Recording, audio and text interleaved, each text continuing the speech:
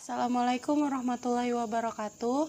Kami dari kelompok 3 ingin mempresentasikan hasil diskusi kami, yaitu mengenai audit sumber daya manusia, di mana kita ketahui bahwa sumber daya manusia itu menjadi bagian penting dalam suatu perusahaan.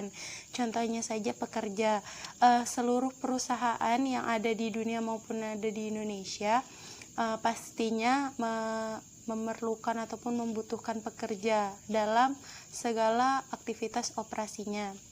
Mengingat begitu pentingnya peran fungsi SDM kepada perusahaan, maka perlu dilakukan penilaian untuk memastikan apakah fungsi ini mampu memberikan kontribusi terbaik terhadap perusahaan. Dari kategori sumber daya manusia yang terbaik dapat dikualifikasikan menjadi 5, yaitu pertama, terpenuhinya sumber daya manusia yang memenuhi kualifikasi perusahaan. Yang kedua, proses sumber daya manusia telah berjalan dengan baik, wajar, dan objektif. Yang ketiga, pemberdayaan sumber daya manusia menjadi bagian utama dalam pengelolaan sumber daya manusia. Yang keempat, menjadikan kepuasan kerja karyawan sebagai bagian dari keberhasilan perusahaan. Dan yang kelima, sederet permasalahan lain yang berhubungan dengan SDM. Kita akan membahas pengertian audit sumber daya manusia. Audit sumber daya manusia merupakan penilaian dan analisis yang komprehensif terhadap program-program sumber daya manusia. Meski hanya dilakukan oleh Departemen Sumber Daya Manusia, namun tidak terbatas pada aktivitas yang terjadi dalam Departemen Sumber Daya Manusia ini. Audit termasuk studi akan fungsi manajemen sumber daya manusia pada organisasi secara keseluruhan atau manajer dan para supervisor. Audit sumber daya manusia menekankan penilaian evaluasi dan akan berbagai aktivitas sumber daya manusia yang terjadi pada perusahaan dalam rangka memastikan apakah aktivitas tersebut telah berjalan dengan 3E atau ekonomis, efektif, dan efisien dalam mencapai tujuan perusahaan. Memberikan rekomendasi perbaikan atas berbagai kekurangan yang masih terjadi pada aktivitas SDM yang diaudit untuk meningkatkan kinerja dari program atau aktivitas tersebut. Yang selanjutnya, kita masuk ke kerangka kerja audit sumber daya manusia. Di sini kerangka kerja audit sumber daya manusia menghubungkan pengelolaan sumber daya manusia dengan tujuan bisnis perusahaan secara keseluruhan. Dari tujuan bisnis, audit menilai dukungan sumber daya manusia terhadap pencapai tujuan perusahaan, komitmen perusahaan dalam memberdayakan serta melibatkan sumber daya manusia. Yang selanjutnya mengidentifikasi permasalahan yang terjadi dalam hubungan tersebut dan merekomendasikan langkah-langkah apa yang cocok untuk perbaikan selanjutnya. Berdasarkan rekomendasi dari hasil audit, perusahaan melakukan perubahan dan mengevaluasi perubahan-perubahan dari hasil audit. Kemudian, tujuan audit sumber daya manusia. Tujuan audit sumber daya manusia itu ada 5. Yang pertama, menilai efektivitas dari fungsi sumber daya manusia.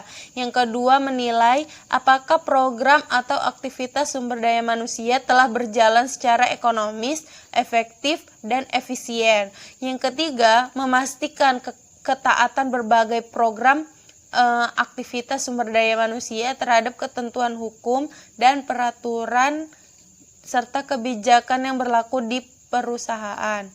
Yang keempat, mengidentifikasi berbagai hal yang masih dapat ditingkatkan terhadap aktivitas SDM dalam menunjang kontribusinya terhadap perusahaan.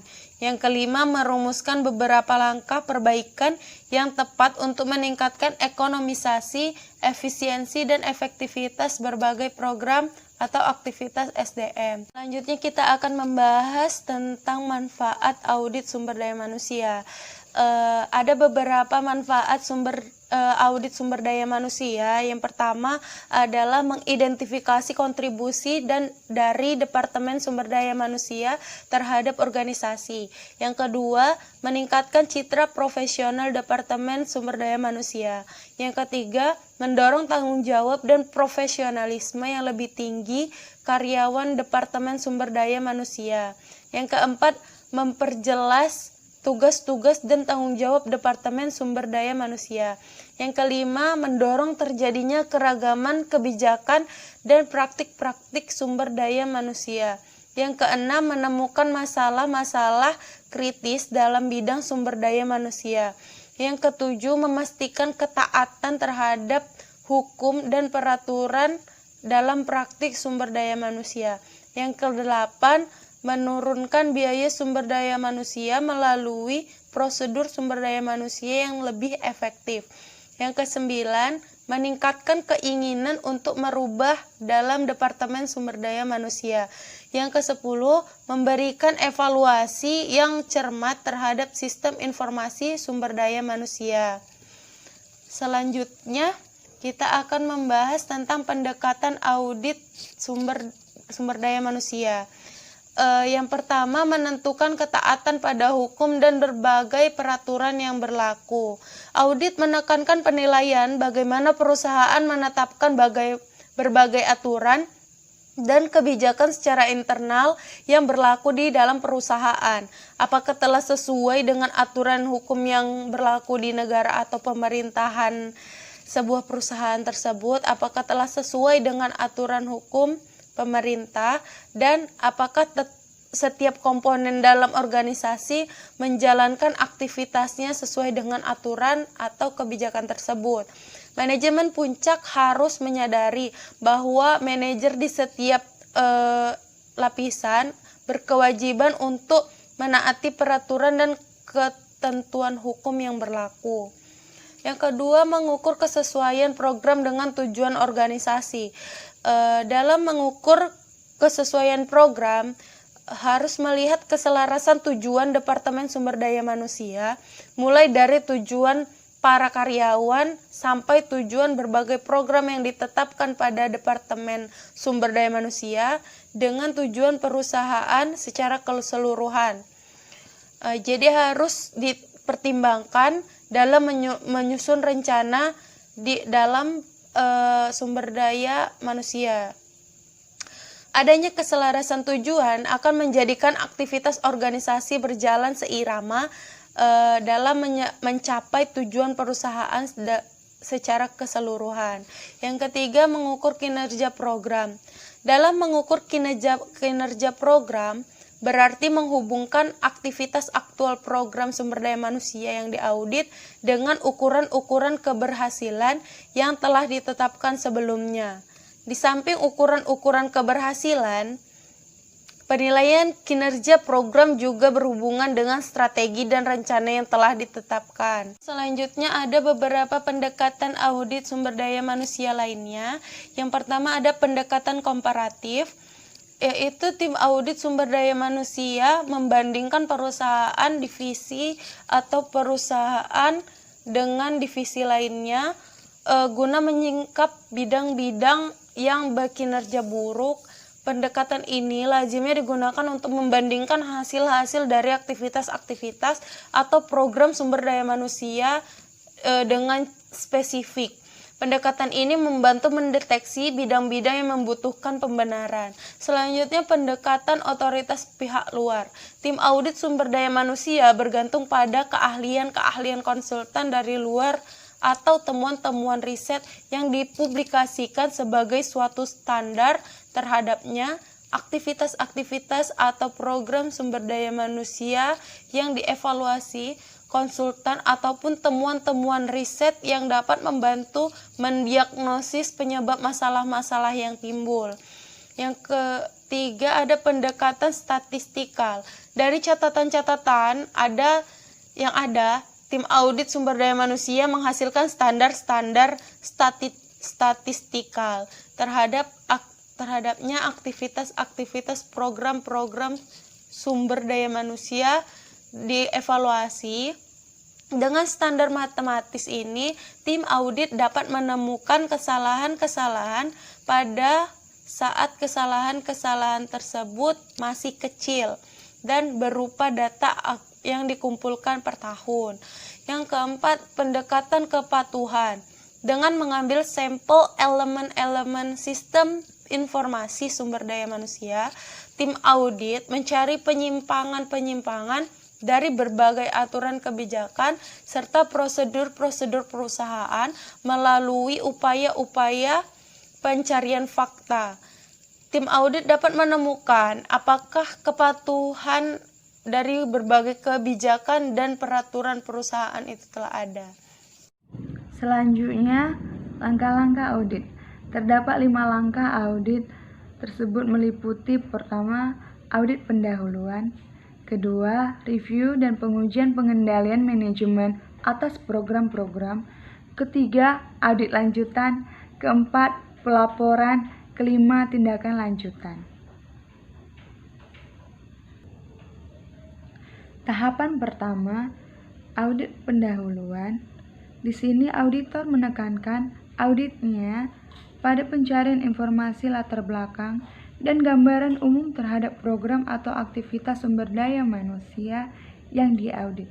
Tujuan audit dalam audit sumber daya manusia harus dirumuskan terlebih dahulu dan memerlukan survei untuk memahami kondisi yang terjadi berkaitan dengan program atau aktivitas yang diaudit.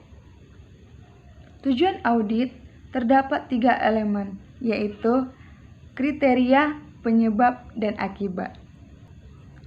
Kriteria merupakan standar atau norma yang menjadi pedoman bertindak bagi setiap individu atau kelompok di dalam organisasi.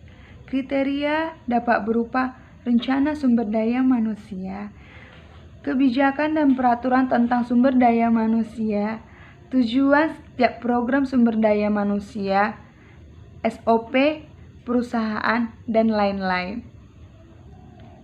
Penyebab atau cause merupakan pelaksanaan program-program sumber daya manusia dalam organisasi yang menyebabkan terjadinya kondisi sumber daya manusia yang ada saat ini. Penyebab adanya yang bersifat positif dan juga yang bersifat negatif.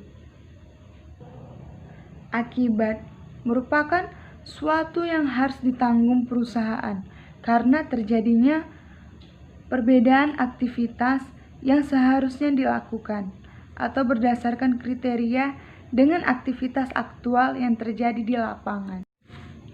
Tahapan kedua yaitu tahapan review dan pengujian pengendalian manajemen atas program-program sumber daya manusia. Beberapa hal yang harus diperhatikan auditor dalam audit sumber daya manusianya yaitu: 1. Tujuan dari program atau aktivitas sumber daya manusia harus dinyatakan dengan jelas dan tegas.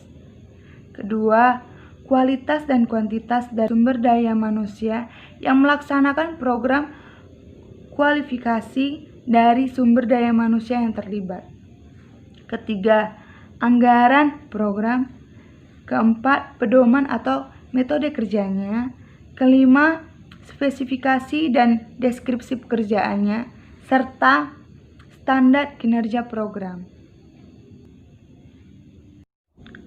Tahapan ketiga yaitu tahapan audit lanjutan.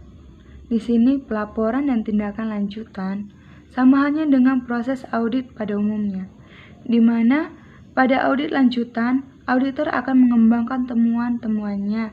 Pelaporan audit pun disajikan dengan bahasa yang jelas menyangkut hasil audit, serta tindakan lanjutan yang berhubungan dengan rekomendasi dari auditor.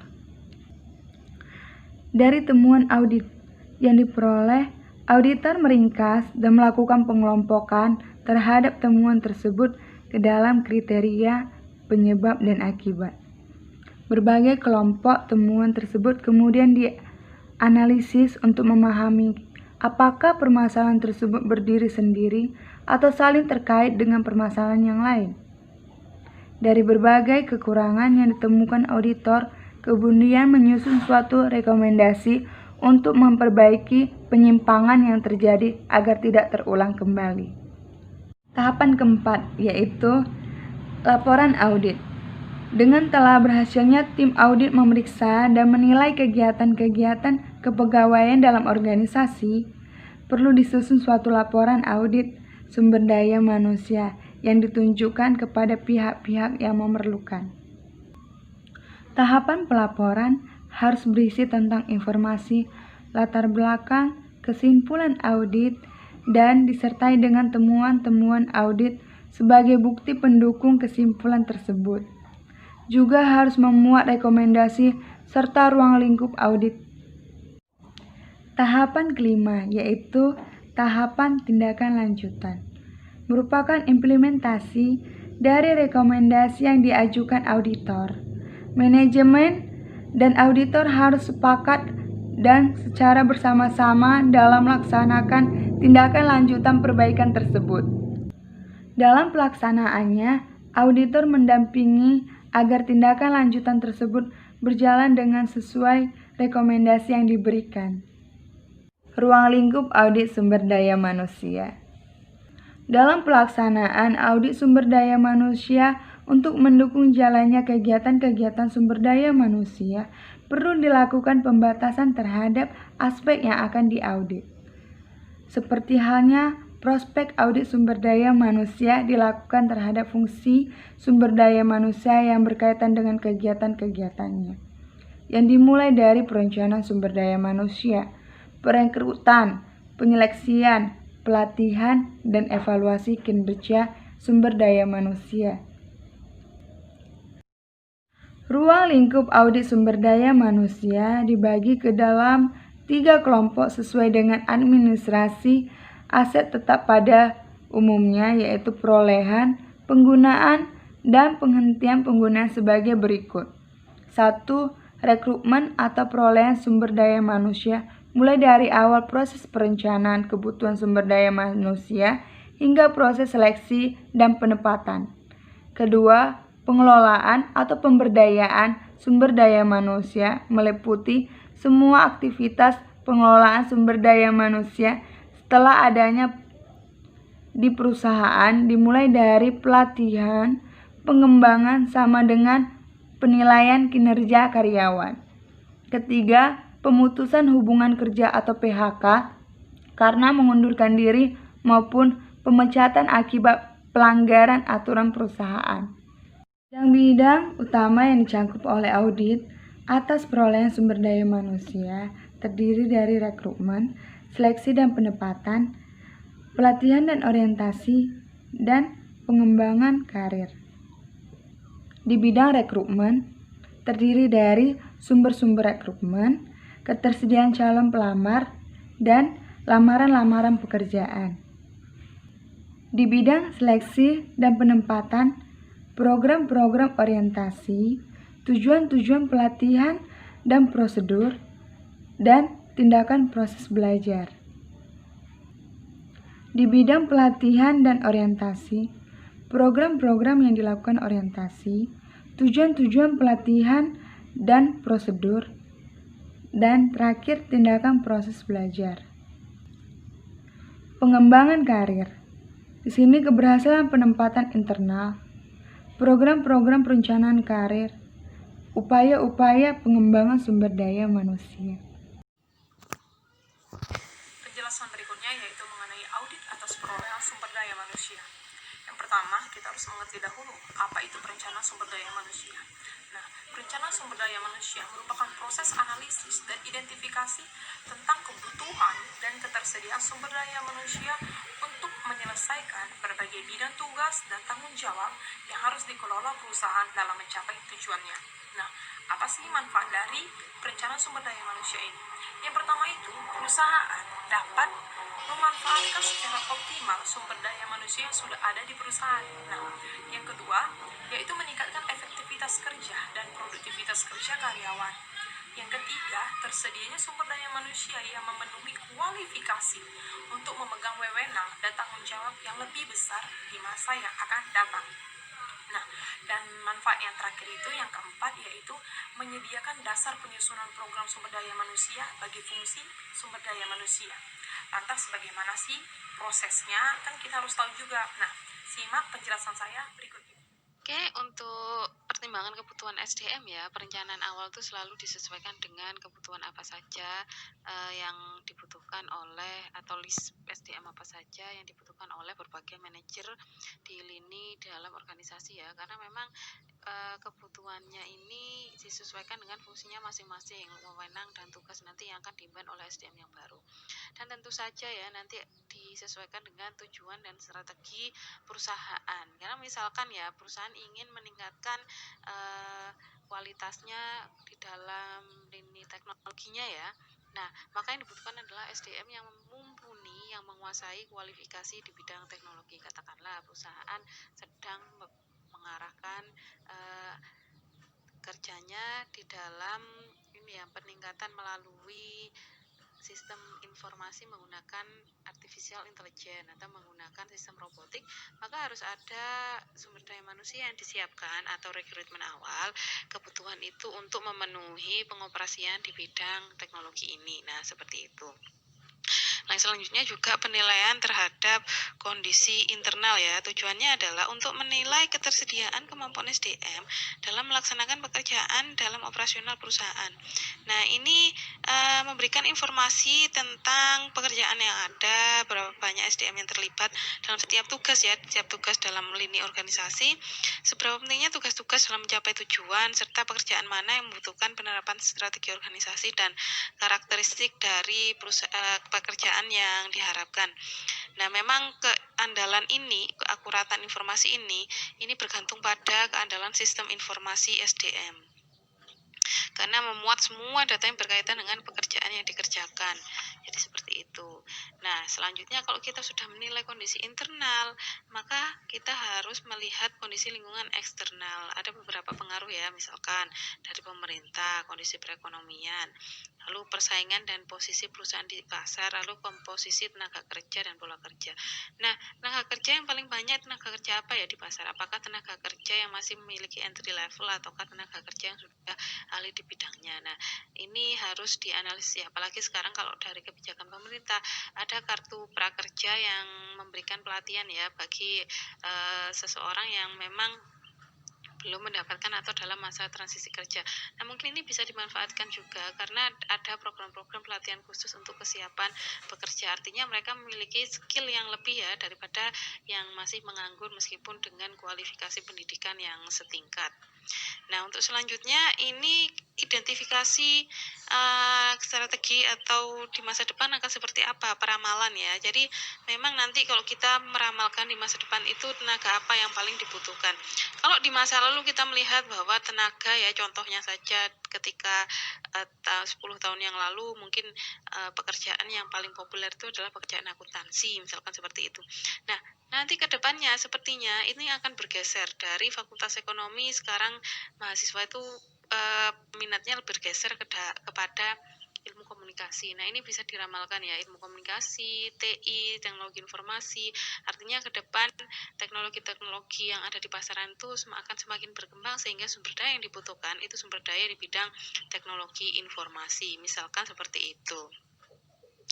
Nah, lalu dengan peramalan ini perusahaan membuat perencanaan kembali program SDM ya melalui rekrutmen yang terdiri dari seleksi, ada penempatan, ada pengelolaan SDM. Ini terkait bagaimana meningkatkan dan mengoptimalkan efektivitas, efisiensi, dan ekonomisasi dalam perusahaannya. Ini termasuk pelatihan pengembangan karyawan, rencana dan pengembangan karir, kompensasi, keselamatan kesehatan, dan juga kepuasan kerja karyawan.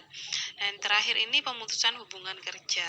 Biasanya pemutusan hubungan kerja itu dilakukan karena memang karyawan tersebut sudah mendekati usia pensiun, katakanlah sudah usianya sudah mencapai 60 tahun, mendekati 60 tahun. Yang selanjutnya juga mungkin karyawan ini dianggap one prestasi, tidak ada prestasi, tidak ada kontribusi yang benar-benar dia berikan kepada perusahaan. Nah, ini harus jadi pertimbangan juga ya dalam pemutusan hubungan kerja.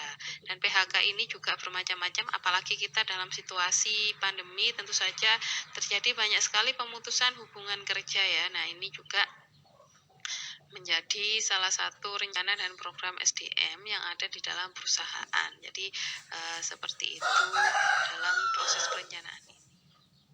Berikutnya kita akan membahas mengenai rekrutmen. Jadi rekrutmen itu yang pertama itu menentukan kebutuhan jangka waktu. Nah, jadi karyawan itu ditentukan ini karyawannya dipakai untuk jangka waktu yang panjang, apa jangka waktu yang pendek saja. Nah, kita ditentukan juga jenis rekrutmen itu seperti apa dan levelnya dalam perusahaan itu gimana. Sumber daya manusia yang sudah direkrutmen, yang sudah diambil, ditentukan levelnya itu dalam perusahaan seperti apa. Berikutnya ada upaya dalam hal mendapatkan informasi tentang perkembangan kondisi pasar tentang tenaga kerja. Yang ketiga, menyusun program berhubungan dengan aktivitas sumber daya manusia dengan adanya kerjasama antara antar lini dan karyawan. Yang keempat itu mendapatkan target, mendapatkan pool calon karyawan yang berbobot dan memenuhi syarat. Nah, apalagi yang berikutnya yaitu mencatat jumlah dan kualitas pelamar dan metode rekrutmennya itu seperti apa.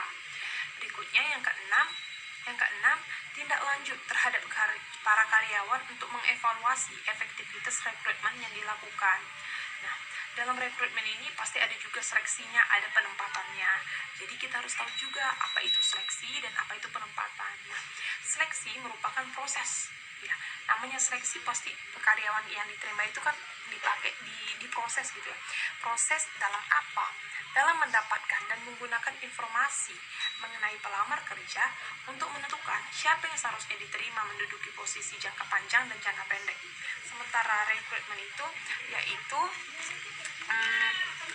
berkaitan dengan pencocokan seseorang dengan jabatan yang akan dipegangnya. Nah, kita masuk ke dalam tujuan khusus yang dapat dicapai melalui seleksi adalah sebagai berikut. Yang pertama itu memungkinkan perusahaan menerapkan strategi bisnis khususnya yang telah ditetapkan. Nah, jadi kan perusahaan itu memiliki dong strategi bisnis apa yang akan dipakai ketika diterimanya karyawan-karyawan baru, sumber daya manusia yang baru. Berikutnya itu memastikan investasi keuangan yang dilakukan pada karyawan atau sumber daya manusia dapat kembali pada waktu tertentu. Nah, tujuan yang ketiga itu mengevaluasi, memperkerjakan, dan menempatkan pelamar pada jabatan yang sesuai dengan minat mereka dan tidak terjadi diskriminasi. Yang keempat itu memperkecil kerugian yang akan terjadi sebagai akibat dari kesalahan dalam menerima dan menempatkan karyawan. Dan yang terakhir itu membantu memenuhi tujuan penerimaan karyawan dan jadwal yang telah ditentukan. Ada contoh pertanyaan audit yang bisa kita gunakan dalam audit sumber daya manusia ini mengenai tentang ketenaga kerjaan. Ada beberapa pertanyaan yang saya rangkum dari beberapa referensi, sekitar ada 7 atau 6 pertanyaan. Nah, pertanyaan yang pertama yang bisa kita gunakan itu apa? Yang pertama itu bagaimana? Apanya yang bagaimana? Yaitu bagaimana mengidentifikasi keterampilan tenaga kerja. Yang kedua itu, apakah ada isu-isu kritis mengenai suksesi tenaga kerja? Pertanyaan yang ketiga yang bisa kita gunakan yaitu, apakah ada distribusi tenaga kerja yang tidak lazim berdasarkan umur, jenis kelamin, dan lain-lain. Berikutnya, yang keempat, bagaimana perencanaan tenaga kerja yang telah dilakukan. Yang kelima, bagaimana rencana suksesi untuk pemimpin dilakukan. Yang keenam, pertanyaan yang keenam yaitu, apakah proses yang sama dilakukan untuk semua jabatan dan semua lokasi. Dan pertanyaan yang terakhir, itu yang saya dapat yaitu, apakah proses dan prosedur dijalankan dengan konsisten. Dengan adanya ketujuh pertanyaan ini, itu dapat membantu para auditor untuk melihat bagaimana proses tenaga kerjaan tersebut. Terima kasih. Saya akan melanjutkannya di mana audit atas pengelolaan SDM. Yang pertama yaitu pelatihan dan pengembangan karyawan, yang kedua perencanaan dan pengembangan, yang ketiga penilaian kinerja, yang keempat kompensasi dan balas jasa, yang kelima keselamatan dan kesehatan kerja, dan yang terakhir yaitu kepuasan kerja karyawan. Di sini saya akan menjelaskan satu persatu. Yang pertama yaitu pelatihan dan pengembangan karyawan, di mana pelatihan dan pengembangan karyawan bertujuan untuk meningkatkan kemampuan SDM dalam melaksanakan tugas dan tanggung jawab. Pelatihan menekankan pada peningkatan keterampilan dan kemampuan SDM dalam melaksanakan tugas dan tanggung jawab saat ini, sedangkan pengembangan SDM lebih menekankan pada peningkatan kinerja SDM di masa yang akan datang. Kedua yaitu perencanaan dan pengembangan karir, di mana karir adalah seluruh pekerjaan yang dimiliki atau yang dilakukan oleh individu selama hidupnya. Nah, pengembangan dan karir seorang karyawan menunjukkan semakin meningkatnya kemampuan karyawan tersebut dalam memegang tugas, wewenang, tanggung jawab yang lebih besar dalam pekerjaannya. Nah, untuk dapat memegang tanggung jawab yang lebih besar, seorang karyawan harus mempunyai kemampuan yang memadai. Nah, program perencanaan dan pengembangan karir karyawan harus memperhatikan 3 kepentingan pokok agar program ini dapat berjalan secara efektif. Yang pertama yaitu perencanaan dan pengembangan karir harus terintegritas dengan perencanaan SDM. Nah, yang kedua, perencanaan dan pengembangan karir harus diikuti evaluasi yang memadai. Nah, yang ketiga, kebutuhan karyawan. Ketiga, penilaian kinerja. Penilaian kerja karyawan pada dasarnya adalah menghubungkan kinerja karyawan dalam melaksanakan tugas dan tanggung jawabnya dengan standar keberhasilan yang telah ditetapkan untuk tugas dan tanggung jawab tersebut. Nah, di mana hasil penilaian kinerja karyawan dapat mencerminkan sebagian dari kinerja perusahaan.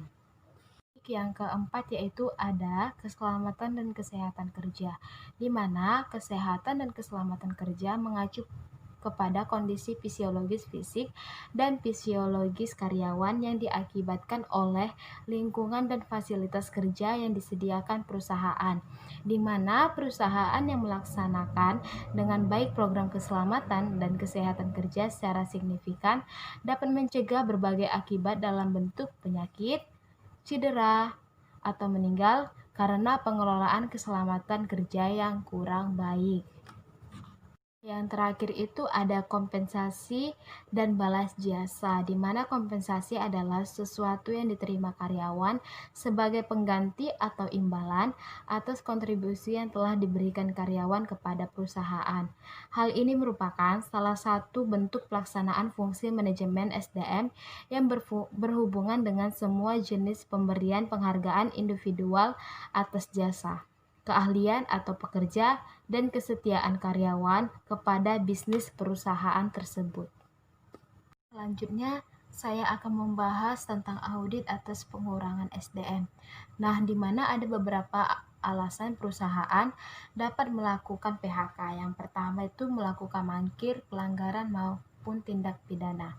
Yang kedua, mengundurkan diri. Yang ketiga, terjadi perubahan struktur perusahaan. Yang keempat, perusahaan tutup atau pilot, dan yang kelima yaitu tenaga kerja masuk masa pensiun. Nah, kepuasan kerja karyawan yang dimana teori mengenai kepuasan kerja karyawan yang pertama yaitu ada teori ketidakpuasan, yang kedua ada teori keadilan, yang ketiga ada teori 2 faktor. Nah, ada faktor-faktor penyebab kepuasan kerja.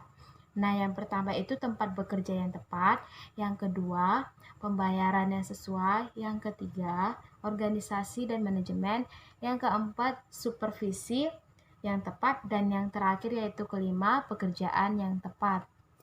Nah, ada beberapa instrumen pengumpulan informasi yang membantu dalam menghimpun data aktivitas-aktivitas sumber daya manusia, yang diantaranya yang pertama yaitu ada wawancara, di mana wawancara dengan karyawan dan manajer adalah sesuatu sumber informasi mengenai aktivitas sumber daya manusia. Kritik dari karyawan dapat menunjukkan tindakan-tindakan yang harus diambil oleh departemen untuk memenuhi kebutuhan mereka. Demikian juga sumbangan saran manajer dapat mengungkapkan cara-cara untuk memberikan mereka servis yang lebih baik. Nah, yang kedua yaitu ada kuesioner, di mana karena wawancara itu menyita waktu dan mahal serta kerap hanya terbatas pada sedikit orang, banyak departemen sumber daya manusia yang menggunakan kuesioner untuk memperluas lingkup riset mereka. Selain itu, kuesioner juga dapat memberikan jawaban-jawaban yang lebih terbuka dibandingkan wawancara tatap muka langsung. Nah, yang ketiga itu ada informasi eksternal, di mana informasi adalah alat sentral dari tim audit. Perbandingan-perbandingan luar memberikan kepada tim audit suatu perspektif terhadapnya aktivitas-aktivitas perusahaan dapat dinilai. Nah, selanjutnya ada daftar lingkungan temuan audit, di mana dalam kolom ini terdapat kondisi, kriteria, penyebab, dan akibat. Nah, yang pertama itu perusahaan tidak memiliki rencana pelatihan periodik dan menentukan program pelatihan. Kriterianya, rencana pelatihan dan pengembangan karyawan harus disusun secara periodik bersama dengan penyusunan anggaran perusahaan. Nah, penyebabnya itu rencana pelatihan baru dibuat setelah ada bagian yang membutuhkan pelatihan. Nah, yang akibatnya ketidaktuntasan program pengelolaan pelatihan karyawan hingga tahap akhir yang mengarah pada ketidaksempurnaan keterampilan dan kemahiran karyawan dalam mengoperasikan mesin baru. Nah, yang kedua itu ada perusahaan hanya menganggarkan biaya pelatihan sebesar 0,25% selama 1 tahun dari laba bersih setelah pajak tahun sebelumnya. Nah, yang ketiga itu ada pertanggungjawaban atas program pelatihan karyawan tidak dapat dilakukan. Yang keempat, dana tidak mencukupi untuk melakukan program pelatihan karyawan. Yang kelima itu ada biaya kegiatan produk yang terjadi pada tahun 2008 mencapai 825,25 juta. Nah, yang keenam itu ada pengembalian produk oleh pelanggan yang terjadi selama tahun 2008 sebesar 7,5%. Nah, di sini teman-teman dapat melihatnya daftar ringkasan temuan audit. Selanjutnya ada rekomendasi, di mana perusahaan harus memberikan anggaran yang memadai untuk program pelatihan karyawan agar program tersebut terlaksana hingga tuntas, sehingga peningkatan keterampilan karyawan atas pengoperasian mesin baru sesuai dengan yang diharapkan.